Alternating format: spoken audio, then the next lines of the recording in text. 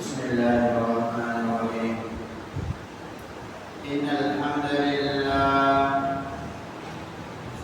نحمده ونستعينه ونستغفره ونؤمن به ونتوكل عليه ونعوذ بالله من شرور أنفسنا ومن سيئات أعمالنا من يهده الله فلا مضل له ومن يضلله فلا هادي له ونشهد أن لا إله إلا الله وحده لا شريك له ونشهد أن سيدنا ومولانا محمدا عبده ورسوله اللهم صل على سيدنا محمد وعلى آل سيدنا محمد وبارك وسلم عليه أما بعد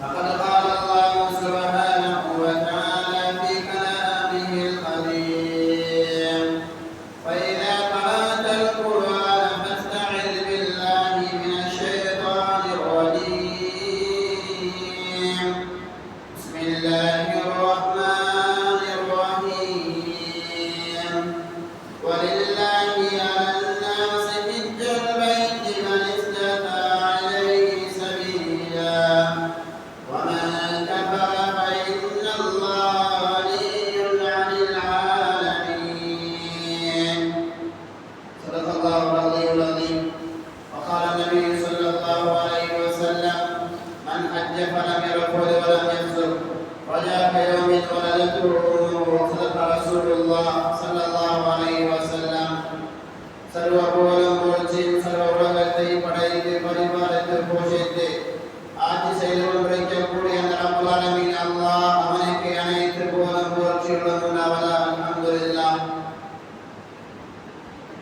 ஸலாத்தின் கருணையும் ஸலாமின் விடேற்றமும் மனிதர்களுடைய அனைவர்களுக்கும் தலைவராக நபிமார்கள் அனைவர்களுக்கும் தலைவராக இருந்த முத்திரையாய் காத்தமுல் அம்பியா சையதுல் கௌலை தாஜுல் மதீனா நற்குணங்களால் நகைப்படப்பட்ட நாதர் மக்கத்து வேந்தர் மதீனத்து மாமந்தர் ஏழைகளின் அரசன் கண்மணி ஹபீப் முஹம்மது முஸ்தபா ரசூலுல்லாஹி ஸல்லல்லாஹு அலைஹி வஸல்லம் அன்னவர்களுடைய வாழ்க்கை வழிமுறைகளை அதுவும் தவறாத பின்பற்றி வாழ்ந்த உத்தம சஹாபாக்கள் தாபிஈன்கள் தபா தாபிஈன்கள் இன்னும் கியாமத் நாள் வரைக்கும் அன்னவர்களுடைய வாழ்க்கை வழிமுறைகளை யார் யாரெல்லாம் இந்த உலகத்தில் பின்பற்றி வாழ்கிறார்களோ அத்துணை நல்லடியார்கள் மீதிலும் அல்லாஹ் தன்னுடைய மக்ஃபிரத்தை சொல்லித்தருவானாக.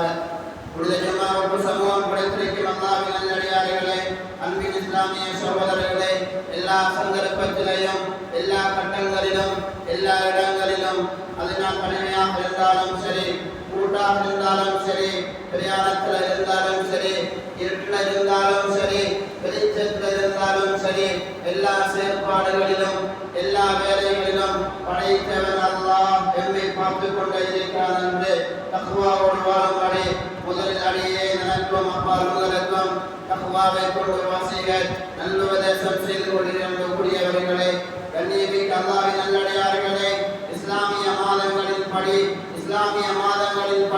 12 மாதங்கள் இருந்து கொண்டிருக்கிறது.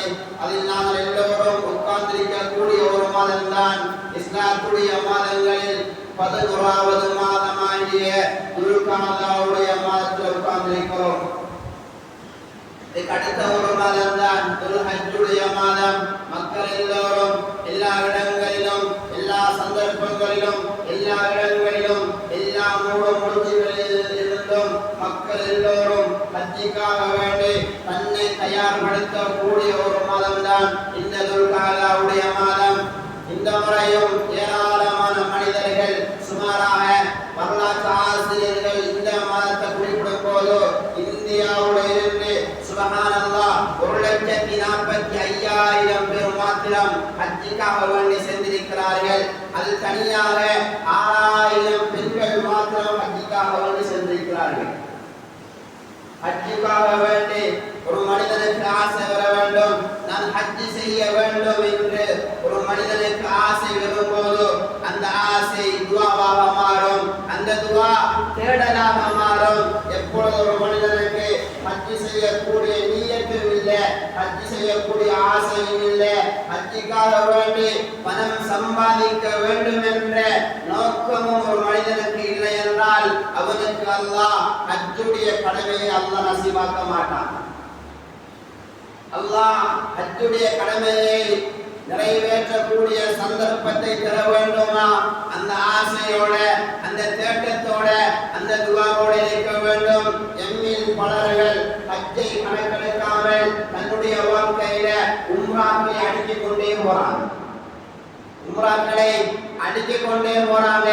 உம்ரா பல பேர்களாயிட்டு நான் உம்ராவுக்கு போயிட்டு வரேன், அதுல இஹ்லாஸ் இல்லை, அல்லாஹ்வுக்காக வேண்டி செய்யப்படக்கூடிய அந்த நியத் அந்த ஆசை இல்லாமல் போயிடுச்சு. வாழ்க்கையில ஒரு உம்ரா செய்வதுதான் ஃபர்லு, மற்ற உம்ராக்கள் அனைத்துமே சுன்னத்தாக கருதப்படும்.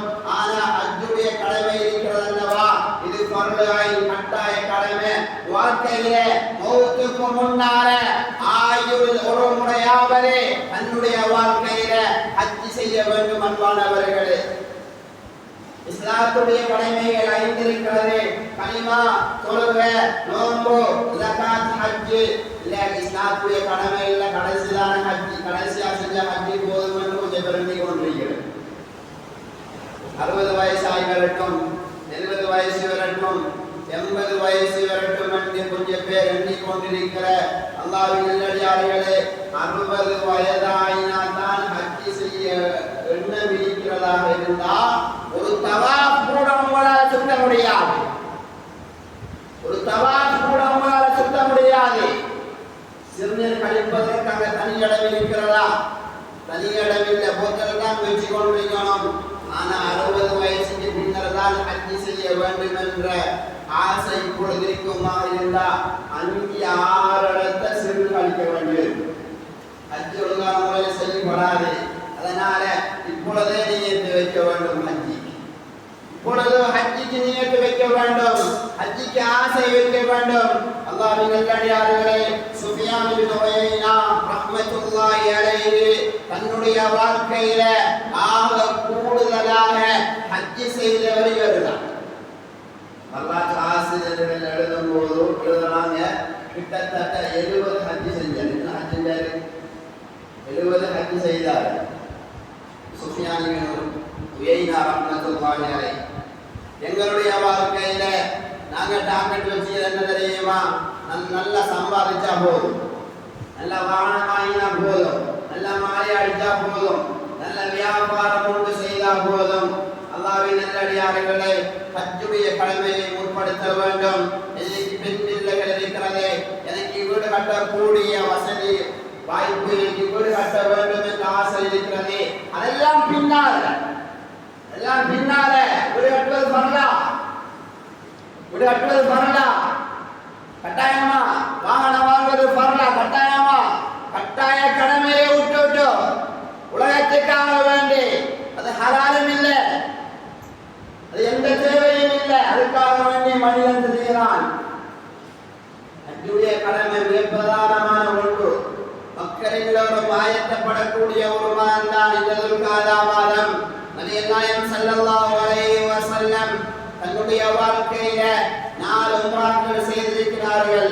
ஒரே ஒரு ஹஜ் தான் செய்தார்கள். அதெல்லாம் படித்து தான் ஹஜ் செஞ்சு ஈமான் இஸ்லாத்த ஹஜ் எல்லாம் படித்ததுக்கு பின்னால் தான் ஸல்லல்லாஹு அலைஹி வஸல்லம் ஹஜ் செஞ்சு இருந்தாங்க. ஹஜ்ஜிக்கு போறது, ஹஜ்ஜை பற்றி படிக்கிறல்ல, உம்ரா பற்றி படிக்கிறல்ல, எல்லாரும் ஹஜ்ஜிக்கு போறாங்க, நாங்களும் போயிட்டு வரோம். அல்லாஹ்வின் நல்லடியார்களே, இப்படி இருந்து விடக்கூடாது.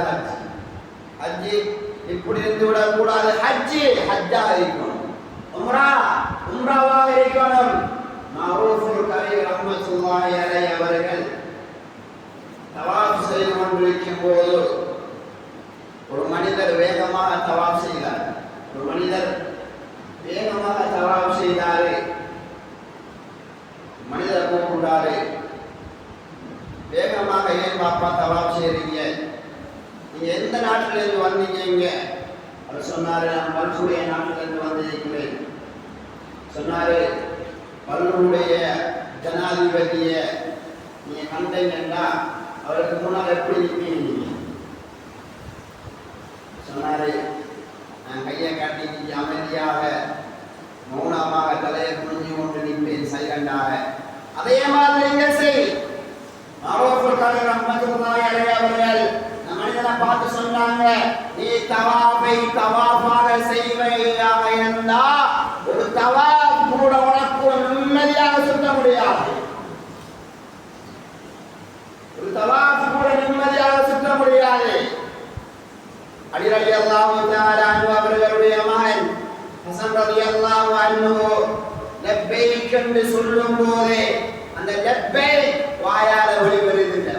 பயந்து சொல்றாங்க, லப்பைக் அல்லாஹும்ம லப்பைக் லப்பைக் லா ஷரீக லக லப்பைக். லப்பைக் என்ற தல்பியா கூட வாயால வெளிவருதில்லை. ஏன் அது வெளிவருது நமக்கு வாயால?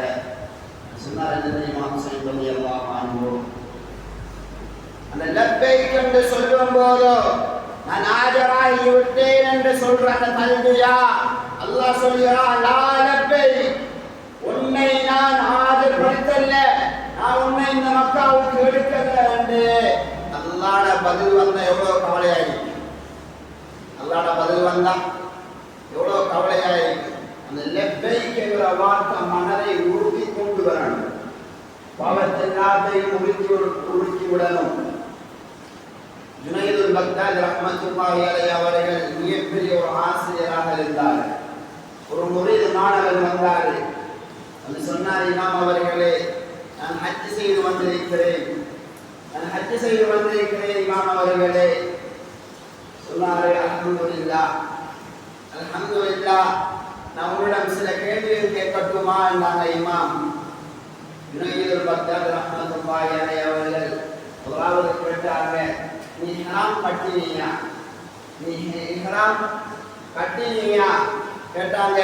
நீ இஹ்ராம் கட்டும் போது உன்னுடைய கடந்த கால உன்னுடைய முன் சென்ற பாவங்கள் எல்லாம் உன்னுடைய உடம்பில் இருந்து அது நீங்கி போனதாக நீ கண்ணால உணர்ந்தியான்னு கேட்டாங்க. நம்மளும் காணல திரும்ப கேட்டாங்க, லப்பைக் என்று சொல்லும் போது அதற்கு உனக்கு பதில் வந்துச்சான்னு கேட்டாங்க.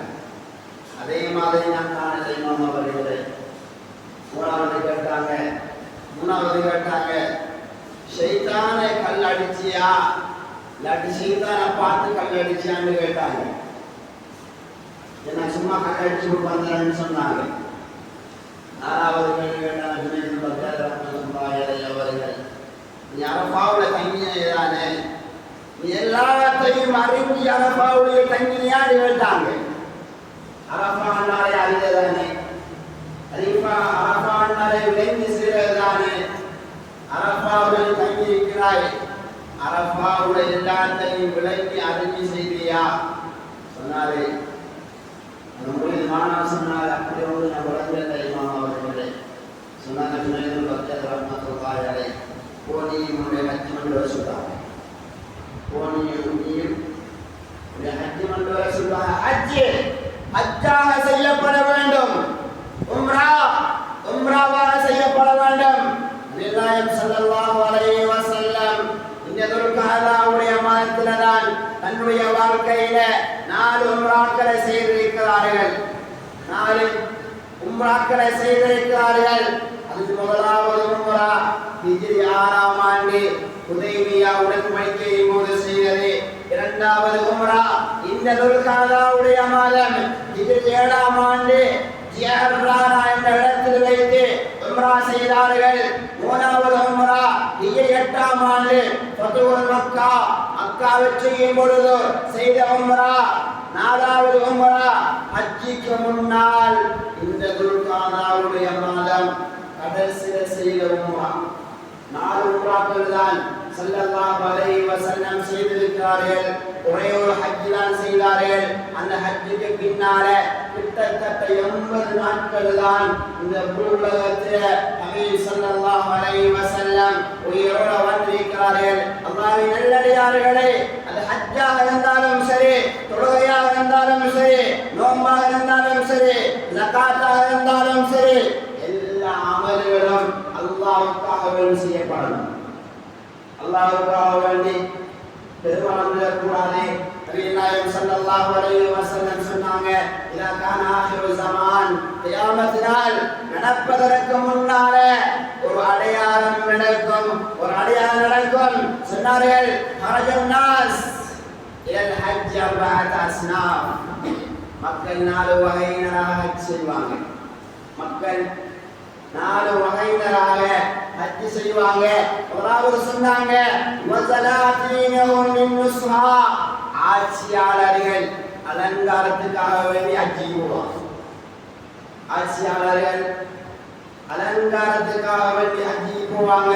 இரண்டாவது வாகனியாவும் திஜாரா, பணக்காரங்க வியாபாரத்துக்காக வேண்டி ஹஜ் செய்வாங்க. பணக்காரங்க வியாபாரத்துக்காக வேண்டி ஹஜ் செய்வாங்க. மூணாவது சொன்னாங்க வகுர்ராஹும் மின்மஸ்ஆலா, ஏழைகள் யாசகத்துக்காக வேண்டி போவாங்க. ஏழைகள் யாசகத்துக்காக வேண்டி போவாங்க. நாலாவது சொன்னாங்க ஸல்லல்லாஹு அலைஹி வஸல்லம் வகுர்ராஹும் லிஸ்ஸும்ஆ, ஆலிம்கள் பெருமைக்காக வேண்டி ஹஜ் செய்வாங்க. ஆலிம்கள் பெருமைக்காக வேண்டி ஹஜ் செய்வாங்க. ஆட்சியாளர் அலங்காரத்துக்கு போனாரு, பணக்காரர் வியாபாரத்துக்கு போனாரு, ஏழை யாசகம் கேட்க போனாரு, கல்வியை கற்ற ஆலிம்கள் ஹாஃபிஸ்கள் பெருமைக்காக வேண்டி போனாங்க. ஃபஹ்தரூஹும், இவர்களுடைய விஷயத்தில் எச்சரிக்கையாக இருங்க. ஸல்லல்லாஹு அலைஹி வஸல்லம் இவர்களுடைய விஷயத்துல எச்சரிக்கையாக இருங்க. அப்ப யாரும் யாருக்காக வேண்டியது செய்யல, யாரும் யாருக்காக வேண்டி செய்யல ஹஜ். அல்லாஹ் சொல்றான், வாத்திமுல் ஹஜ் வல் உம்ரத லில்லாஹ், அது ஹஜ்ஜாக இருந்தாலும் சரி, உம்ராவாக இருந்தாலும் சரி, அது அல்லாஹ்வுக்காக வேண்டி நிறைவேற்றப்படக்கூடிய அமல். அல்லாஹ்வுக்காக வேண்டி நிறைவேற்றப்படக்கூடிய அமல். ஸல்லல்லாஹு அலைஹி வஸல்லம் அவர்களுடைய பேரப்பிள்ளைதான் ஹஸன் ரலியல்லாஹு அன்ஹு. மக்காவுல மதீனாவுல இருந்து மக்காவுக்கு கிட்டத்தட்ட 500 கிலோமீட்டர் நடந்து பயணித்து ஹஜ் செய்தார்.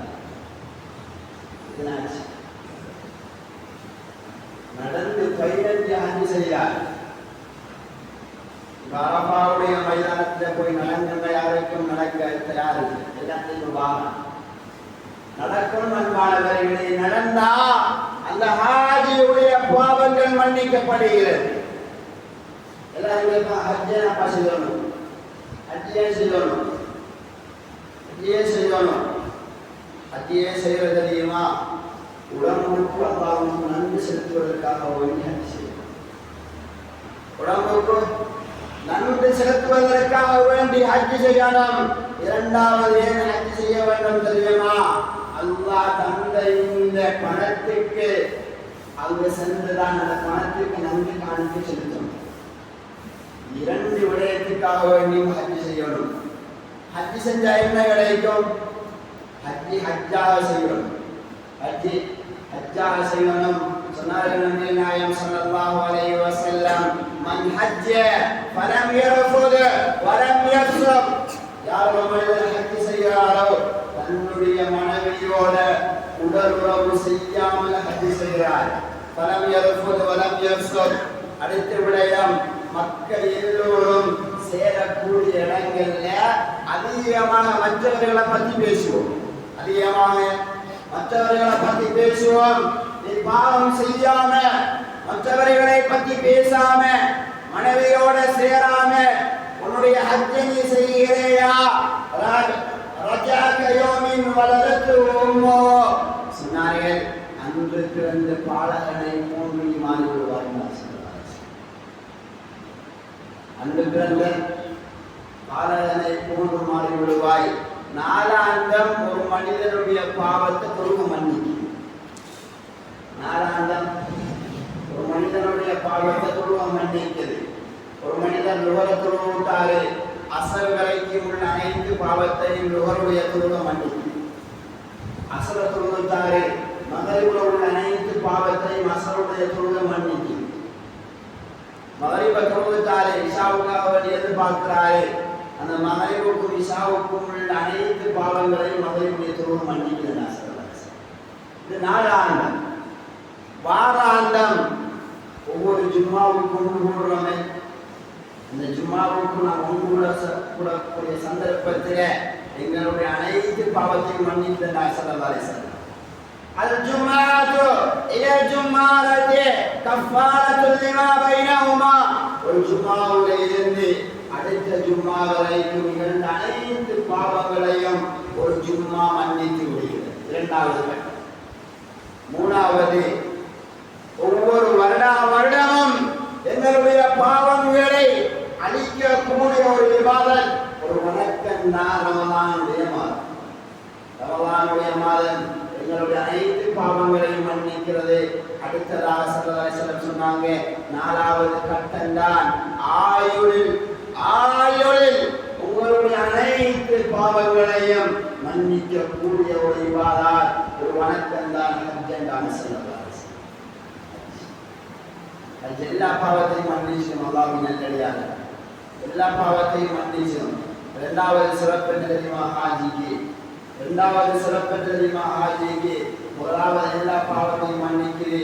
இரண்டாவது சுப்ஹானல்லாஹ், அவருடைய ஏழ்மை தனத்தை அந்த ஹஜ் இல்லாமல், ஏழ்மை தனத்தை இல்லாமல் ஹஜ் செய்ய வேண்டும். பணம் இருக்கிறதா? அவசரப்படுத்தீங்க. இந்த ஆண்டு ஹஜ் செய்யக்கூடிய பாக்கியம் கிடைக்கலையா? இன்ஷா அல்லாஹ் நியத்து வைங்க. அடுத்த ஆண்டு நான் எப்படியாவது ஹலாலான முறையில் சம்பாதிச்சு ஹஜ்ஜுடைய கடமையை நிறைவேற்ற வேண்டும் என்று நியத்து சொன்னாங்க ஸல்லல்லாஹு அலைஹி வஸல்லம். ஹஜ் செய்யக்கூடிய வசதி வாய்ப்பு எல்லாம் இருந்து ஹஜ் செய்யலையா, நீங்களுடைய ஊழியாக அஸ்ராரியாக மாறிக்கொள்ளும்.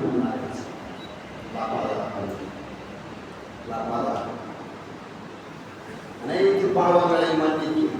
அடுத்து சொன்னாங்க ஸல்லல்லாஹு அலைஹி வஸல்லம், அல் ஹஜ்ஜுல் மப்ரூர் லைஸ லஹு ஜஸாஉ இல்லா ஜன்னah. சொர்க்கத்தை தவிர எந்த கூலியும் இல்லை. சொர்க்கத்தை தவிர எந்த கூலியும் இல்லைன்றாங்க. அல்லாஹ்வின் நல்லடியார்களே, அப்துல்லாஹ் இப்னு உமர் ரலியல்லாஹு அன்ஹு தன்னுடைய வாழ்க்கையில 25 ஹஜ் செய்தாங்க. எந்த காலத்துல ஹஜ் செய்யறாங்க தெரியுமா?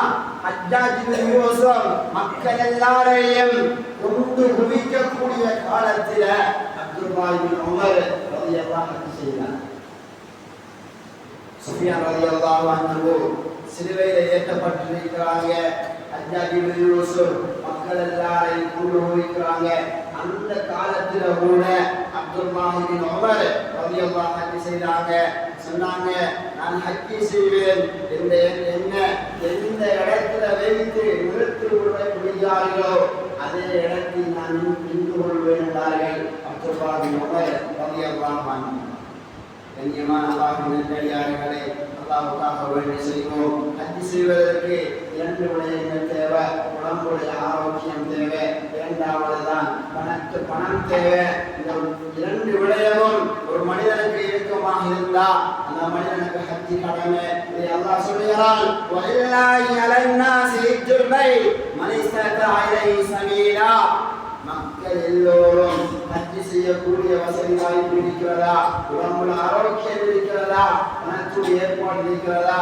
நீங்க ஹஜ் அவசரப்படுத்தீங்க, நீங்க ஹஜ் செய்து கொள்ளுங்க என்பதாக அல்லாஹ் அல் குர்ஆனில் சொல்லி காட்டுகிறான். கண்ணியமான அல்லாஹ்வின் நல்லடியார்களே, அந்த காபத்துல்லாவை கண்ணால பார்ப்பதே இபாதத்து தான். அந்த காபத்துல்லாவை கண்ணால பார்ப்பதே இபாதத்து தான். எல்லா காலத்திலையும் ஹஜ் செய்யணுமா? எல்லா காலத்திலையும் ஹஜ் செய்யணுமா? எல்லா காலங்களிலும் உம்ரா செய்யலாம். ஆனா ஹஜ்ஜுடைய மாதத்துல தான் ஹஜ் செய்யலாம். அதற்கு தனி ஒரு இடம், தனி ஒரு ஆள, தனி ஒரு மாதம், அதுல மட்டும்தான் ஹஜ் செய்ய முடியுமே தவிர மற்ற காலங்களில் செய்ய முடியாது. அதனால அல்லாஹ்வின் நல்லடியார்களே, அன்பின் இஸ்லாமிய சகோதரர்களே, ஹஜ்ஜுடைய மாதம், ஹஜ்ஜை விட்டு விடாதீங்க. துல்காதாவுடைய மாதம், இதுக்கு அடுத்து வரக்கூடிய ஒரு மாதம் தான் துல்ஹஜ்ஜுடைய மாதம். அந்த துல்ஹஜ்ஜுடைய மாதத்துல ஆரம்ப 10 நாட்களை கண்ணியப்படுத்துங்கள். ஆரம்ப 10 நாட்களை கண்ணியப்படுத்துங்கள். எப்பொழுதோ முஹர்ரமுடைய ஆரம்ப 10 நாட்கள் சிறந்ததோ அதே மாதிரி ரமலானுடைய கடைசி 10 சிறந்ததோ அதே மாதிரிதான் துல்ஹஜ்ஜுடைய ஆரம்ப 10 நாட்களும் சிறந்தது என்பதாக அல்லாஹ் அல் குர்ஆனில் சொல்லி காட்டுகிறான். வல் ஃபஜ்ர் வலயாலின் ஆஷிர் வஷ்ஷஃபி வல் வத்ர். அல்லாஹ் ஃபஜ்ர் நேரத்தில் சத்தியம் செய்துட்டு இப்னு அப்பாஸ் ரலியல்லாஹு அன்ஹு இந்த ஆயத்துக்கு தஃசீர் எழுதுறாங்க. வலயாலின் ஆஷிர் துல்ஹிஜ்ஜாவுடைய ஆரம்ப 10 நாட்கள் மீது அல்லாஹ் சத்தியம் செய்திருக்கிறார். அது பெருமதியான நாள். பெருமதியான நாள். அல்லாஹ்வின் நல்லடியார்களே, இந்த விடயத்தை அவசரப்படுத்தீங்க. அடுத்த மிக முக்கியமான ஒரு விடயம் தான் உலகியாவுடைய மாதம். உலகியாவுடைய மாதம் உலகியாவுடைய மாதம் பெறப்போகிறது. அதனால இப்பொழுதிருந்தே தயாராகுங்கள். கண்ணியமான அல்லாஹ்வின் நல்லடியார்களே, ஸல்லல்லாஹு அலைஹி வஸல்லம் தன்னுடைய கடைசி ஹஜ்ஜின் போது 100 ஒட்டகைகளை அறுத்தார்கள். தன்னுடைய கைகளால் அறுத்தார்கள். கண்ணியமானவர்கள், உடைய கைகளால் அறுத்து சதக்கா உபையா கொடுத்தாங்க. நானண்டா, நான் முதலாளி, நான் பிசினஸ்மேன், நான் வியாபாரி, நான் படிச்சவன், நான் டாக்டரு, நான் அறுக்கிறதா என்று யோசிக்கிறோம். ஆனா உலகத்துக்கே வழிகாட்டி ஸல்லல்லாஹு அலைஹி வஸல்லம் உலகத்துக்கே வழிகாட்டி 100 ஒட்டகைகளை தன்னுடைய கையால் அறுத்து கொடுத்தாங்க ஸல்லல்லாஹு அலைஹி வஸல்லம். அதனால வசதி வாய்ப்பு பிடிக்கிறதா சேருங்க. அல்லாஹ்வின் நல்லடியார்களே, மனிதர்களை சேருங்கள், செல்வந்தர்களை சேருங்கள், இல்லாதவர்கள் கொடுங்கள். அது மிகப்பெரிய ஒரு நன்மையாக, மிகப்பெரிய ஒரு சதகாவாக இருந்து கொண்டிருக்கிறது. அதை இந்த விடயத்தில் இந்த மாதத்தில் கவனம் வைத்துக் கொள்ளுங்கள். அல்லாஹ் இஸ்லாமிய மாதங்கள்ல 11வது மாதமாகிய துல்காதாவுடைய மாதத்தில் இருந்து கொண்டிருக்கிறோம். கண்ணியமான அல்லாஹ்வின் நல்லடியார்களே, ஹஜ் செய்யக்கூடிய வசதியிலிருந்து ஹஜ் செய்ய சக்கராத்தில் அழுவோம் என்பதை மறந்து விடாதீர்கள். சக்கராத்தில் அழுவோம் என்பதை மறந்து விடாதீர்கள். கண்ணியமான அல்லாஹ்வின் நல்லடியார்களே, ஹஜ்ஜை அவசரப்படுத்துங்கள், ஹஜ்ஜை அவசரப்படுத்துங்கள். நபிமார்கள் சஹாபாக்கள் எந்த முறையில் ஹஜ் செய்தார்களோ அதே முறையில் ஹஜ் செய்வோம், அதே முறையில் ஹஜ் செய்வோம். கண்ணியமான அல்லாஹ்வின் நல்லடியார்களே, சஹாபாக்கள் இமாம்கள் எப்படி ஹஜ் செய்தார்களோ அதே மாதிரி ஹஜ்ஜை படித்து ஹஜ் செய்வோம், ஹஜ்ஜை படித்து ஹஜ் செய்வோம். எத்தனையோ ஆயிரம் கோடி கணக்கான பேரு அந்த அரஃபாவுடைய மைதானத்தில் போனாலும் அந்த அரஃபா விரிஞ்சு இடம் கொடுக்குது, விரிஞ்சு இடம் கொடுக்குது. எத்தனையோ அற்புதங்களை, எத்தனையோ காமாத்துக்களை, எத்தனையோ அற்புதங்கள் அல்லாஹ் ஹஜ்ஜுடைய இடத்துல வைத்திருக்கிறான். ஹஜ்ஜை கண்ணால பார்ப்பது இபாதத். அந்த இபாதத்துடைய கூலி சொர்க்கம் அல்லாஹ் ஸல்லல்லாஹு அலைஹி வஸல்லம். பெற்ற தாயுடைய முகத்தை கண்ணால பார்ப்பது இபாதத். இபாதத்துடைய கூலி சொர்க்கம் அல்லாஹ் ஸல்லல்லாஹு அலைஹி வஸல்லம். ஜம்சம் தண்ணியை கண்ணால பார்க்கிறது இபாதத். அந்த இபாதத்துடைய கூலி சொர்க்கம் அல்லாஹ் ஸல்லல்லாஹு அலைஹி வஸல்லம். சொன்னார்கள், மாவு ஜம்சம் லிமா ஷுரிபலா, என்ன நோக்கத்துக்காக வேண்டி ஜம்சம் தண்ணி அருந்தப்படுகிறதோ அந்த நோக்கம் நிறைவேற்றப்படும் என்றார்கள். கண்ணியமான அல்லாஹ்வின் நல்லடியார்களே, தாகத்துக்காக வேண்டி தண்ணியை குடிக்கவில்லை யாரும். இந்த தண்ணியை குடிச்சாலே அந்த அடியானுடைய பசி எல்லாத்தையும் கொடுக்கணும். அந்த அடியானுடைய ஸல்லல்லாஹு அலைஹி வஸல்லம் யார் அந்த ஜம்சம் தண்ணியை மறுக்கிறாரோ முனாஃபிக் காஃபிரா மௌத்தாவாங்க. அவ்வளவு அற்புதங்கள் அல்லாஹ் வைத்திருக்கிறான். ஹஜ்ருல் அஸ்வத் கண்டு சுப்ஹானல்லாஹ், கியாமத் நாளையில ஒரு வாய் கொடுக்கப்படுமாம், ஒரு கண் கொடுக்கப்படுமாம். ஹஜ்ருல் அஸ்வதுக்கு அந்த கண் கியாமத் நாளையில அது அல்லாஹ்வோட பேசுகிறார்கள் ஸல்லல்லாஹு அலைஹி வஸல்லம்.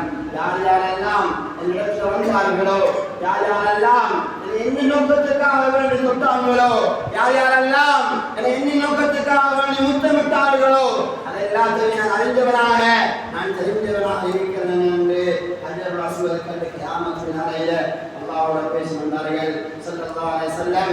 கண்ணியமான அல்லாஹ்வின் நல்லடியார்களே, சஹாபாக்கள் எல்லாம் முத்தமிட்டாங்க, அலி ரலியல்லாஹு அன்ஹு முத்தமிட்டாங்க. நபி நாயகம் ஸல்லல்லாஹு அலைஹி வஸல்லம் முத்தமிடுவதற்காக வேண்டித்தான் நான் முத்தமிடுகிறேன் என்று அலி ரலியல்லாஹு தஆலா முத்தமிட்டாங்க. சொல்லிட்டாங்க. உமர் ரலியல்லாஹு அன்ஹு ஸல்லல்லாஹு அலைஹி வஸல்லம் முத்தம் இடுவதற்காக வேண்டி இருக்கிறதாக சொல்லாதீங்க. ஆரம்ப காலங்கள்ல உங்களுடைய பாவங்களை போக்குதல் நினைச்சு கொண்டு நீங்க முத்தமடைங்க. உமர் ரலியல்லாஹு அன்ஹு லவ்லா அலியின் நஹலக உமர், இந்த உமர் இல்லைன்னா நான் அடித்திருக்கிறேன் சொல்லுவாங்க. கண்ணியமான அல்லாஹ்வின் நல்லடியார்களே, அன்பின் இஸ்லாமிய சகோதரிகளே, ஏராளமான அற்புதங்களை அல்லாஹ் வைத்திருக்கிறான். ஹஜ்ஜிக்காக வேண்டி தயாராகுவோம், ஹஜ்ஜிக்காக வேண்டி பணத்தை சம்பாதிப்போம். கண்ணியமான அல்லாஹ்வின் நல்லடியார்களே, இந்த நீயத்தை வைங்க, இந்த ஆசையை வைங்க. ஆயுள்ள ஒரு முறையாவது என்னுடைய வாழ்க்கையில நான் ஹஜ்ஜி செய்து விட்டுதான் மௌத்தாகுவேன் என்ற நீயத்தை இப்பொழுதே வைங்க. எல்லாம் அல்லாஹ் சுப்ஹானஹு வ தஆலா எங்களுடைய அனைத்து பாவங்களையும் மன்னிப்பானாக. யா அல்லாஹ், ஹஜ்ஜிக்காக வேண்டி பணத்தை சம்பாதிக்கக்கூடிய ஹலாலான முறையில சம்பாதிச்சு யா அல்லாஹ், ஹலாலான முறையில ஹஜ்ஜி செய்யக்கூடிய பாக்கியத்தை தருவாயாக யா அல்லாஹ்.